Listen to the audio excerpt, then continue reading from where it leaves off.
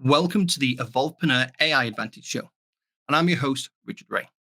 My mission is to help entrepreneurs understand AI and use it to their advantage. Join me today where we dig deep with our guests and get you the best concepts and strategies. Today's special guest is Paul Daniels. Paul is an international speaker, board advisor, best-selling author, and founder of Peripheral Thinkers. His experience across 31 industries and 27 countries help CEOs apply uncommon perspectives to disruption-proof their business and thrive. Today, we're talking about You're Not As Dumb as AI Thinks You Are. Paul, welcome to the show. Thank you. It's great to be here, Richard. Appreciate you. Really great having you here, Paul. And as I always ask my guests, Paul, where in the world are you? Today, I am in North Texas, in the Dallas, Texas, United States area. But tomorrow, I may be going wherever American Airlines is going. Who knows? Enough said. Enough said. I know you're a traveling man. So this is Indeed. fantastic. Okay, so Paul, before we get into the topic today, tell us a little bit about Peripheral Thinkers and yourself, just to give people a bit more of a flavor. Yeah. So, Peripheral Thinkers was started when I was 40, and I realized that I had some special skills. The long story short is that there are about 10 to 15% of the population that are born with their brain pre-wired to think differently, to conjure up new ideas. Those 10 to 15% represent some of the history's most prolific innovators and business leaders. People like Henry Ford and Richard Branson, Aaron Brockovich, Barbara Corcoran, uh, Da Vinci, and the like. They're all innovators, all dyslexic. Because there's only 10 or 15% of the population that is dyslexic and has these creative problem solving skills already innately within them, I realized I needed to teach other people how to think and see the way that we dyslexic disruptors think and see. That's the beginning of peripheral thinking. That's fantastic. I mean, we could get into a whole conversation there. As I always say, I was diagnosed with ADHD in my late 40s, and it explains so much of the style of work and the creative stuff that I've done. So I absolutely kind of understand where that's going. But that's not what the topic of today is about. So, quite a controversial title today. You're not as dumb as AI thinks you are. Tell us You're what you're thinking, not. Paul. Well, we're not. I hope not. There's so many things that as we read in social media or on the news or whatever, AI is everywhere, right?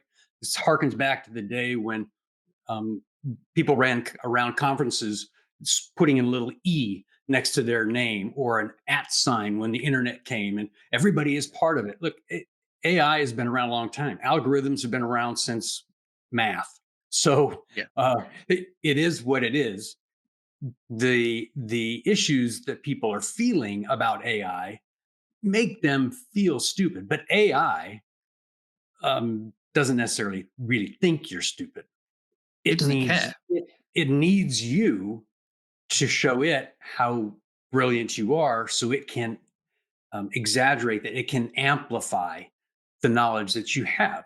So if you think you're not too smart and that AI is much smarter than you, you're wrong. Sorry, you're not as dumb as AI thinks you are. Which I think is a really great message to get across because we've got this terrible conflicting message that's going out on it's amplified daily. AI is going to take your job, or AI is smarter than you. How much do you think the media, social media, that kind of clickbaity approach that people are taking that today to get eyeballs, to get views, is being detrimental to people's health and actual ability to be who they truly are? You know, it absolutely plays a part.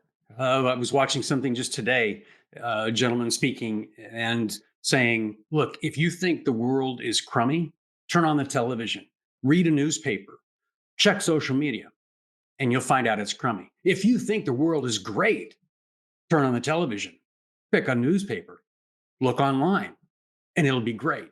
It's all about perception and perspective. So, for those that feel that way, I get you. Yes, you may feel like you're going to be displaced. I'm here to tell you that you're not. I'm here to tell you right now, right this moment, you can access everything you need to achieve anything you can imagine And AI can play a part in that. It plays a part, not the leading role. The leading role of your life is still you. You and I are very much on the same page with that style of message. The way you describe media, and you're watching the TV, you pick up a newspaper, this is clearly some sort of Rorschach test. People see the same thing and they interpret different things. Give me an example of how you would help people change that perception of this Rorschach test to say, hey, actually, I can see AI and it's not a monster trying to kill me. It's not the Terminator. What can you Right. do? You get to know it. So, an example, I travel a lot. And when I was young, we moved a lot. So I was always a new kid in school. My father had a saying that you can find something you love here, or you can find something you hate here. It's your choice, but we're here. Okay, so if you take control of your own thoughts, your own choices, then it's up to you to choose that AI is either a master or it's a partner or a helper. And so, as I travel around and I meet more people and more cultures and countries, I learn more and more about how much we are alike and how different we are, but complementary. Right? I may not understand the culture that I'm there, but I want to. I want to glean as much as I can. And when you do that, those people that you're meeting also do the same thing with you. They want to know about your culture and how you think differently. It's the same thing with AI. AI is there to learn from you. So go and meet it. Stick out your hand, shake hands virtually, introduce yourself, ask it to introduce itself to you, get to know it as a resource. The way you describe that, I mean, especially the feedback from your father, that kind of advice, that there's a touch of the drill sergeant about that, but also stoicism as Yeah. well, classic Yeah. stoicism. Do you find that people who have the biggest, negative reaction to AI that you've met, it's not just AI they have these issues with, it can be pretty much anything. Yes. Uh, yes, it can. Uh, there will always be something that scares us, whether that's COVID, thinking it was just a flu and then people were dying. And then it was, oh my goodness, what are we going to do? To what's going on in the Middle East, to whatever is coming next. That may be AI. To you, it may be that the mail didn't come to your house today and you were really waiting for that check to be there. And yep, doggone it, the Postal Service, it messed it up again. Well, that's predetermined, destiny or whatever. It really is. It's a mindset. And gosh, if you don't take advantage of all the tools that are available to you, then that's nobody's fault but yours. I take So advantage of AI, everything. so thank you. Think of that. I mean, so AI really, it's just another thing. It's not special. It's not something that is, going to creep up on you in the night. It is just a thing, like say the postal service. It could be, the dog's ill, or there's the financial crisis that happened in 2006. All these things. It's just a Right. thing, and how you choose to respond to it is the key to whether you're going to be successful with it or whether you're going to go under. I agree. And I think it isn't you and I both agree that it's not just a passing fad or No, it's a it's here thing to like stay. bell-bottom jeans or something. No, it's a thing and it's a good thing. It's a big thing. And Mhm. it's somewhat revolutionary, but it's still a thing. And you can be afraid of what goes bump in the night, or you cannot be afraid and turn the light on and see what it is. My recommendation is don't sit in the dark, turn the light on and judge for yourself. So, can And you I give me think some when you meet it, examples? you'll know. Go Yeah. ahead. Well, I was just, yeah. Sorry, there's a little bit of a delay. So we're talking over each other. I do apologize. no worries. So, give me some examples of where you've worked with people, and let's do both sides of the coin. People that have switched that light on and found it's not a monster; it's actually something that's going to help you in a massive way. And then those that have chosen to actually do it. Let's do it in reverse. Let's do the ones that haven't switched the light on, Mhm. and let's do the ones that have switched the light on. Give me some examples of people that you because I know you go all over the world and you speak to some great people. Yeah. An example, You don't need to as you name can names, imagine, obviously. I run around with a bunch of professional speakers. So, Yep. as a professional speaker, we have a duty to the audience to deliver transformational information that helps them think, act, and feel differently. That is the goal. It's not about me standing up and getting accolades or applause. It's really pouring into the audience, right? Mhm. As speakers, that's our goal. We use different tools to do that. And I work with speakers every Friday. We do rehearsing, and a few Fridays ago, we were talking about AI. And one of my professional speakers, who is very famous and is busy all the time, said, "I'm not giving any of my stuff to AI. I don't trust it to do what only I can do." Then another individual who's a professional speaker uh, but is very open, said, "Oh, that's interesting."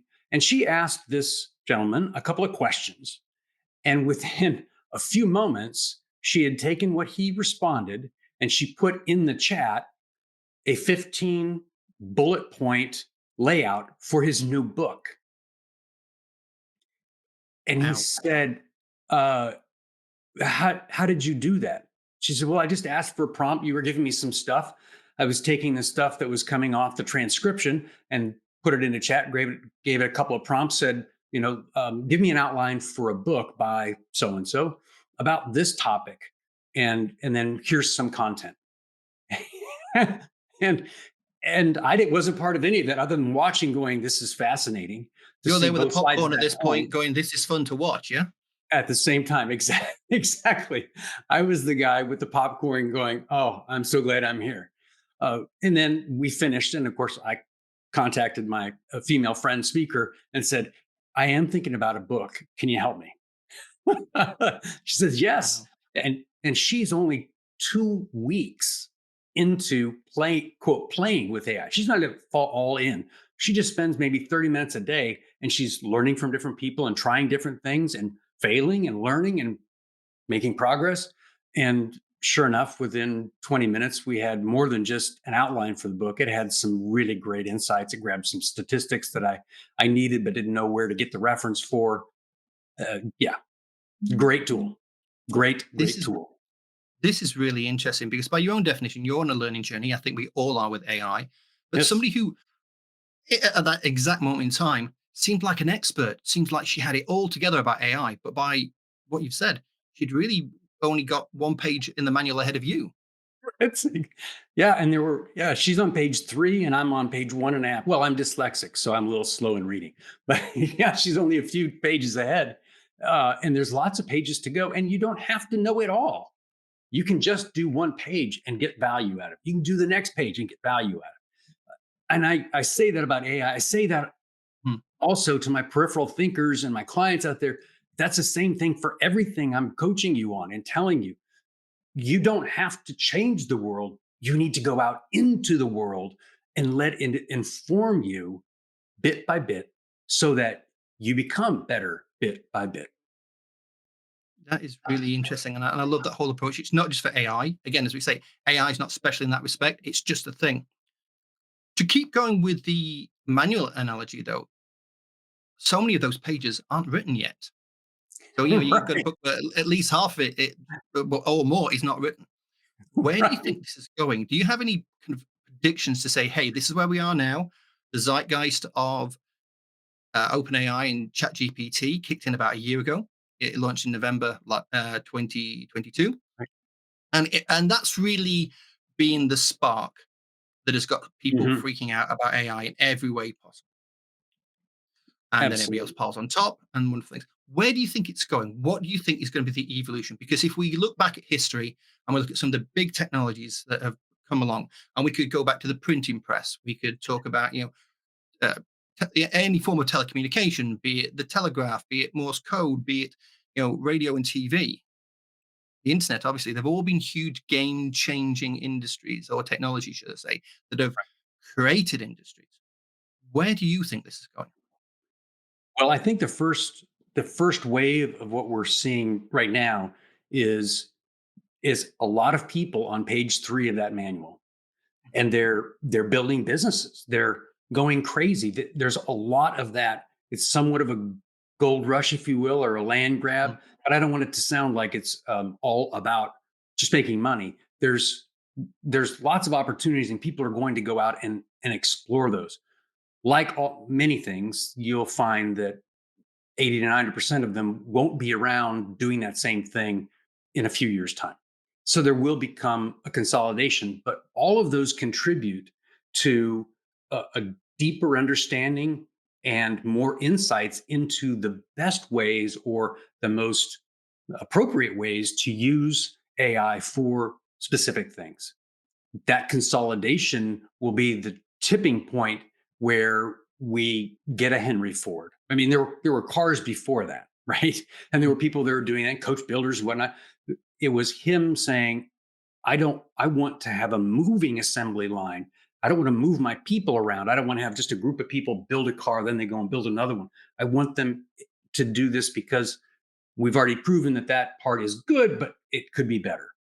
That's where I believe it's going now. As far as the impact on society, the impact on the environment, the impact on the economies, I don't really know, but I see it as a valuable tool, and I can be somewhat myopic or selfish in the way that I want to see it used, and Mhm. that's about the sharing of knowledge. I'm a big collector of perspectives and connector of people, and I that is my hope that AI will allow more knowledge from all around the world to be shared to improve life and business and society all around the world. I think that's a great thing for us to aspire to. And I say we go all the back to say the printing press and the way it was a great distribution of knowledge. But there was certain parts of society that did try and stop it at the time, that tried to limit the reach because they would lose control. Do you see similar things happening with AI at all? Yes, yes. And I can't speak to the political inspirations or desires to govern things that we don't know. Uh, I appreciate that there are some people that genuinely care about individuals and don't want them to be hurt. I also believe there are some that are greedy and want to have the lion's share and want to stop competition. In any case, it's not important to me. What is important is learning about the tool and how I can use it to help other people. If I can do that and it becomes a valuable tool, I'm all in.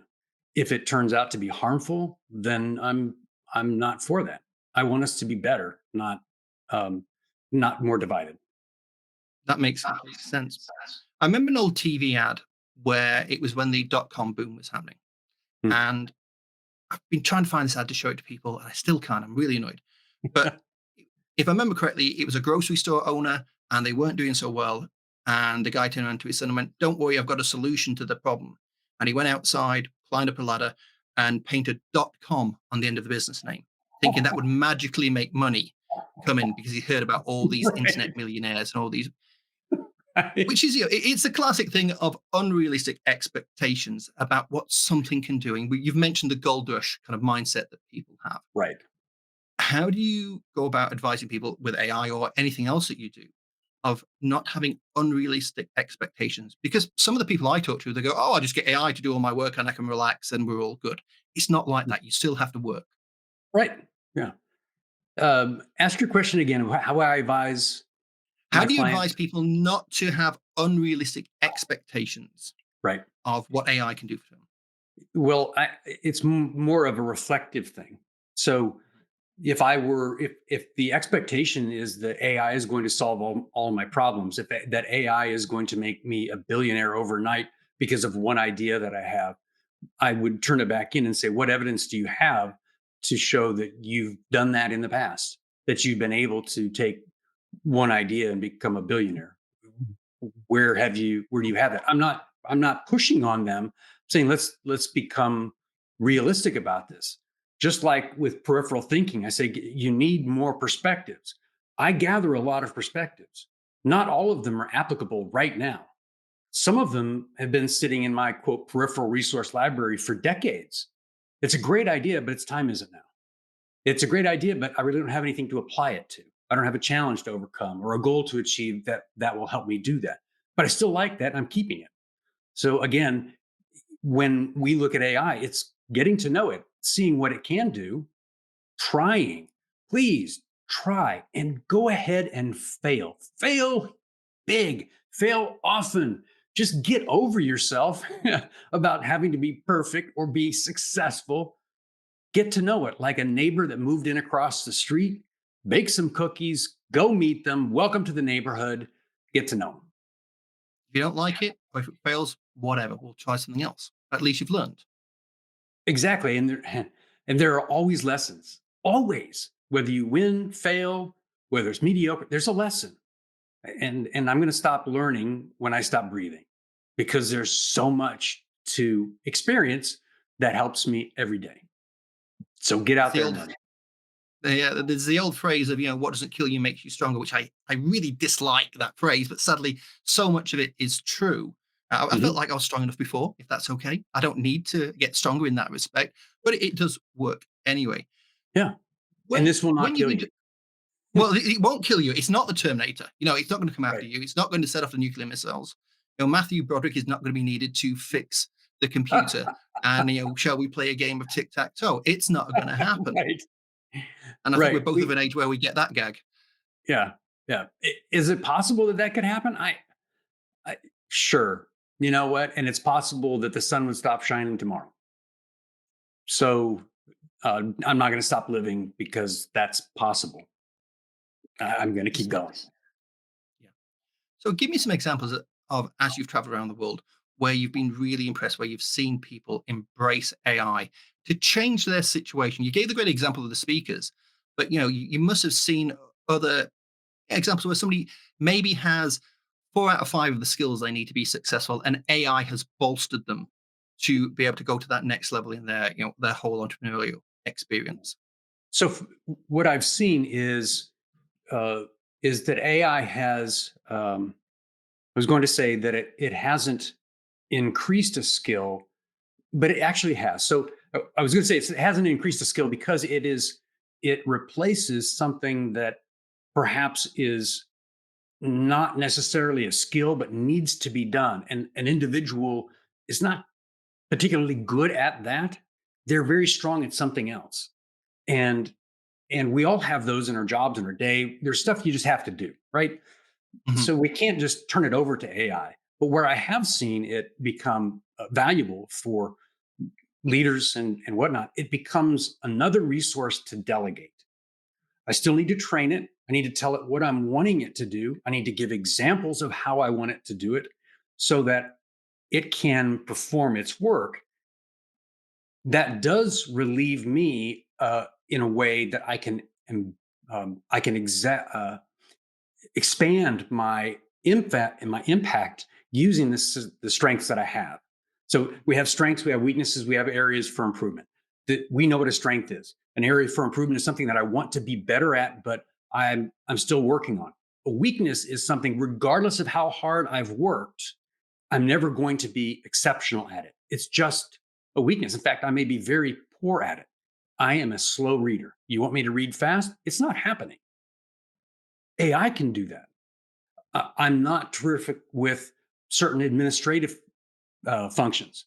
I've worked really hard to get where I am. But if AI can do that better than I can, it now frees me up to play my strengths to the maximum for the maximum return and the maximum impact. So in that example, I'm seeing uh, C-suite, I'm seeing senior managers and leaders offloading things that they might have an administrator do to AI, and then asking the administrator to chime in on brainstorming and vision casting and other things. Right. So it is like having an assistant, a virtual assistant that can do the things that you're not strong at. Did that make sense? I went around in a circle. It makes complete sense. I mean, Okay. one of the things, the whole concept of neurodivergence, which you being dyslexic, you're obviously fall into that category. When I've watched talks about neurodivergency, one of the terms that gets used is you don't criticize a fish because it's no good at climbing a tree. Yes. Right. And so many people who are neurodivergent as a starter, like you say, the clerical tasks, the organizational stuff, doing those taxes, that's one of the areas where I've fallen down in the past. So thankfully, I can now afford to have an accountant. Not everybody can, but working with AI, some of the very cheap tools, can help you do these things better than you ever will do. Right. The second area that I've seen it is as an inspirational partner, a cohort in casting vision, in bouncing ideas off of, where not all CEOs are part of Vistage or part of a CEO mastermind. Maybe they can afford it, can't afford it, don't have the time, whatever it is. But making friends or having, creating not a doppelganger, but a sparring partner, if you will, to bounce ideas off of is hugely valuable, especially if I can bounce ideas off of Einstein, or I can bounce ideas off of Da Vinci or Richard Branson or Richard Wray. And I can bounce those Wouldn't that be a off. scary And thought? That would be a terrifying thought. right, right. But you've got content in there, and I Yeah. can, and we're on kind of opposite sides of the world, and so when I'm thinking about it, you're sleeping, and I don't want to bother you, but maybe that I can create that because we enjoy our conversations so much. I can have that until you're awake or until I'm awake, whatever, to Mhm, have the mhm. real conversation. Just having a sparring partner, an intellectual companion. Yeah. That makes a lot of sense. I mean, that whole idea of really embracing it, and as you say, that's a partner, that creative partner that will enhance what you're doing. I think that's one of the greatest messages that people can take from AI. You can do things with it and it can elevate you rather than push you down. Absolutely. Again, you can love what you can find something you love, you can find something you hate. It's your choice, but we're here. Mhm. And my dad wasn't a drill sergeant, but yes, we were around the military a lot. And he's a very creative man. But he also knew that the fact is the fact. We're here. I'm not in Barcelona right now. I'm not in southwestern Ireland, so I'm not going to get a pint of Guinness. But I'm here, But not a good so one. I'm in Texas and I can have barbecue. Great. Okay, let's Yes. do that. And I think that's the attitude to take. And again, it's this kind of stoic approach. You are where you are. Let's deal with it. There's a great line from the Truman Show. You accept the reality that you're presented with. And when you embrace these things like AI, it's here now. You need to get on with it. There are no two ways about it, in my humble opinion. Well, we've talked about lots of different things. If you had that one moment at an airport where you're chatting to somebody and you had to give them one piece of advice, and the one piece of advice that they should take away from the conversation today about AI, what would it be? That you aren't as dumb as you think AI thinks you are. That like all things, there is a purpose and value for this technology, this thing called AI. And until you engage it, you'll never know whether it can help you or not.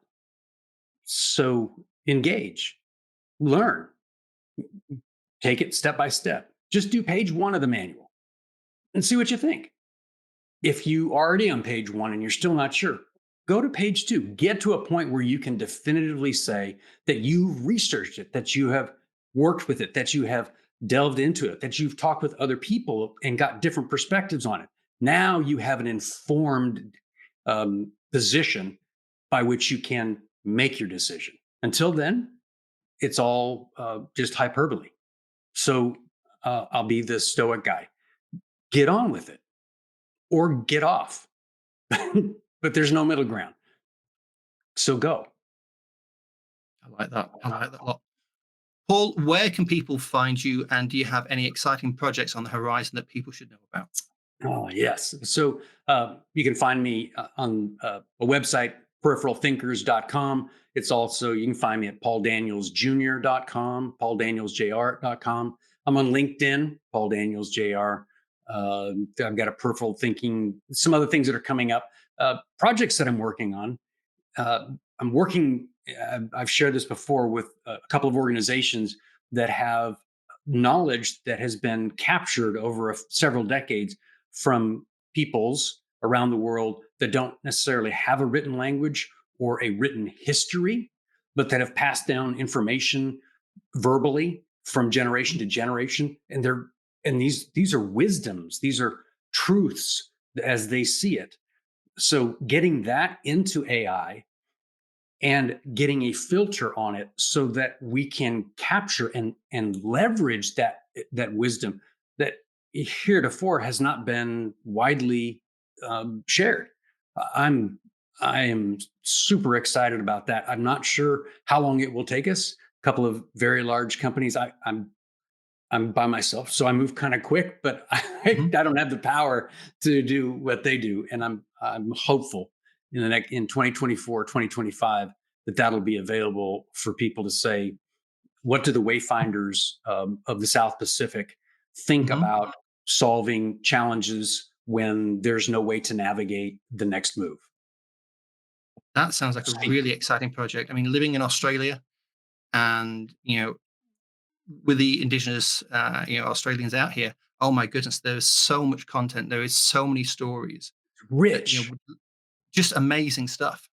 Absolutely. And now the world can access it. Yeah. I So like that. yeah, I'm excited about it. Man, I have to know more about that, but we can do that later on. Fair enough. Paul, as ever, it's been an absolute pleasure talking to you and getting your perspective. And I just want to say thank you for your time again. Richard, you're absolutely welcome. It's always enriching to speak with you, and I love being on the show, and I love the people that you bring on the show. So, thanks for including me in that group of people. Well, it's great to have you here. Well, that's a wrap on another awesome guest episode for the Evolvepreneur AI Advantage show. Just before you go, if you like this episode, we would be very grateful for a 5-star review. Please also consider recommending the show to a friend or two. Make sure you subscribe for future episodes at aiadvantage.show right now. Until next time, I'm Richard Wray, and if you're an entrepreneur, get the AI advantage today.